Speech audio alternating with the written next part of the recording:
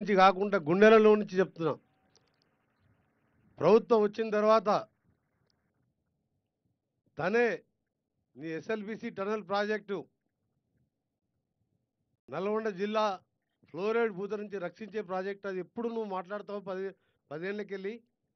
దాంతోపాటు బ్రాహ్మణ వెలువల ప్రాజెక్టు అది 80% పూర్తయింది. దాని గురించి మాట్లాడతావు. ఎమ్మడే మీ మీ జిల్లా మంత్రి, ఇరిగేషన్ మంత్రి పెద్దలు గౌరవ ఉత్తమ్ కుమార్ రెడ్డి గారు ఉన్నారు. మీరు వెంటనే పూర్తి చేసుకోండి అని చెప్పి మనం ఎప్పుడు చెప్తాం. అమ్మాయినా అడగనే అన్నం పెట్టదని. నేను అడగలే వారిని, కొద్దిగా సెట్ అయినాక అడుగుదాం ఎస్ఎల్బిసి గురించి అని. కానీ గౌరవ ముఖ్యమంత్రి గారే ఆయన పిసిసి ప్రెసిడెంట్గా, అంతకుముందు ప్రతిపక్ష నాయకునిగా మేము మాట్లాడేది కానీ అతనికి సొంతంగా దీని మీద ఉన్న నల్గొండ జిల్లా ఫ్లోరైడ్ సమస్య వారికి తెలుసు కాబట్టి వారు వెంటనే ఎంత ఖర్చైనా సరే ఈ ప్రాజెక్టు పూర్తి చేయాలని చెప్పి ఇరిగేషన్ శాఖ మంత్రి గారికి మాకు చెప్పి ఈరోజు పనులు మొదలు పెట్టించినాం. నన్ను అమెరికా కూడా పంపించి అక్కడికి వెళ్ళి బేరింగ్ కూడా త్వరగా ఏర్పాటు చేసి అమెరికా బేరింగ్ కూడా వాళ్ళకి కట్టవలసిన డబ్బులు కట్టి దాన్ని కూడా బేరింగ్ తీసుకురావడం. ఇక్కడ 18 మీటర్ల పని కూడా ఇటు సైడ్కి వెళ్ళి టనల్ వరకెళ్ళి స్టార్ట్ అయింది. కానీ ఎవరు ఏడుపుగొండి వాళ్ళు ఉన్నారో ఎవరున్నారో అప్పటికే 70% పూర్తయిన ప్రాజెక్టుని 10 ఏళ్ళు పక్కన పెట్టి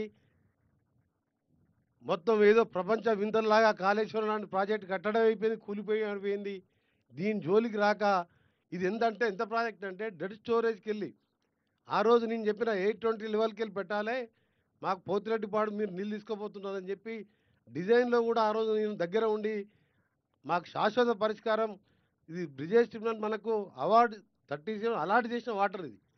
రామారావు గారు తాత్కాలికంగా ఆ రోజు నర్రా రామారెడ్డి గారు కానీ ఇతర నాయకులు తాత్కాలికంగా ఏఆర్ఎంఆర్పి తాత్కాలికమే శాశ్వత పరిష్కారం, ఫ్లోరైడ్కు శాశ్వత పరిష్కారం, 3 లక్షల ఎకరాలకు శాశ్వత పరిష్కారం టనలే అని చెప్పి దాన్ని కూడా చేద్దామని చెప్పి ఆ రోజు రామారావు గారి నుంచి అంజయ్య గారు ముఖ్యమంత్రిగా ఉన్నప్పుడు కూడా ఆలోచన వచ్చింది.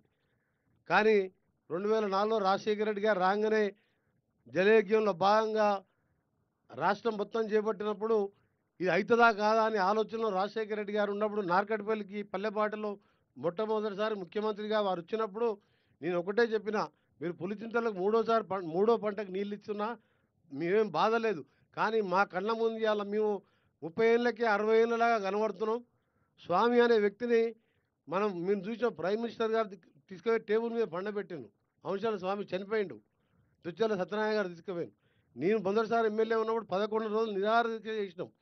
అప్పుడు చంద్రబాబు నాయుడు గారు దాని మీద కొన్ని పైపులు వేసి దాన్ని శాశ్వత పరిష్కారం ఎస్ఎల్బిసి అని అందరికీ తెలుస్తుంది.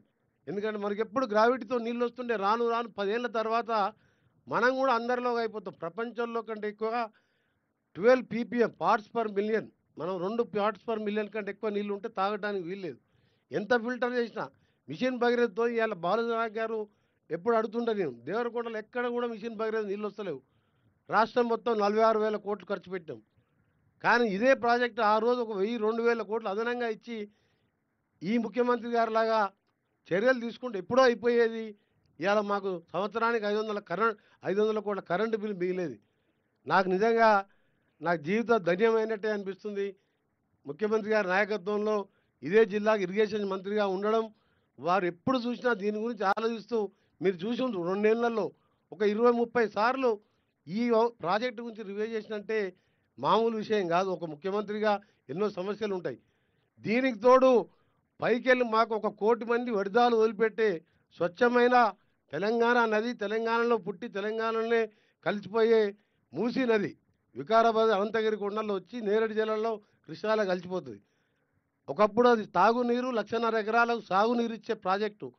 అది రాజులోన ఆ ఇండస్ట్రీస్ వేస్టేజ్ కానీ ఎస్టీపీ లేక ఇవాళ నల్గొండలో కిందికి వెళ్ళి ఆ బాధ, పైకి వెళ్ళి మూసి బాధతో బాధపడుతుంటే దానికి కూడా ఎంత ఖర్చు అయినా సరే చేస్తామంటే దాని మీద కూడా పని లేని వాళ్ళు, పనికిరాని వాళ్ళు 10 ఏళ్ళు పాలించి కనీసం పేదవాని ఆరోగ్యం గురించి పట్టించుకోలేదు. పేదవాడు తినడానికి సంబంధించిన రేషన్ కార్డు పట్టించుకొని పనికిరాని వాళ్ళు ఇవాళ మా ముఖ్యమంత్రి గారు చూసి మేము గర్వపడుతున్నాం. ఎందుకంటే మూసి ఇవాళ నిజంగా నల్గొండలో కొన్ని గ్రామాలలో పడుకోలేరు. ఆ పరిస్థితి మీ అందరికీ తెలుసు. మీరందరూ నల్గొండ జిల్లా వాస్తవులే. ఈ సందర్భంగా ముఖ్యమంత్రి గారు ప్రత్యేకంగా వారికి మా నల్గొండ జిల్లా 30 లక్షల మంది ప్రాణాలు కాపాడుతూ శాశ్వత పరిష్కారంగా ఈ సొరంగాన్ని పూర్తి చేయడానికి కంకణం కట్టుకున్నందుకు, ఎన్ని డబ్బులైనా ఇస్తానందుకు, దాంతోపాటు మా ఉత్తమ్ కుమార్ రెడ్డి గారు వారికి పరిచయం ఉన్న వారి వాళ్ళ ఆర్మీకి గతంలో ఈఎన్సీగా ఉన్న పరీక్షిత్ మెహ్రా కానీ అందరితోని వారు కూడా వారానికి 2, 3 సార్లు మాట్లాడతారు. నిజంగా జిల్లా ప్రజల అదృష్టం, జిల్లా ప్రజలకు మరొకసారి ప్రాణం పోసినట్టే లెక్క. ఈ సందర్భంగా గౌరవ ముఖ్యమంత్రి గారికి ప్రత్యేకంగా ధన్యవాదాలు తెలియజేసుకుంటున్నాం.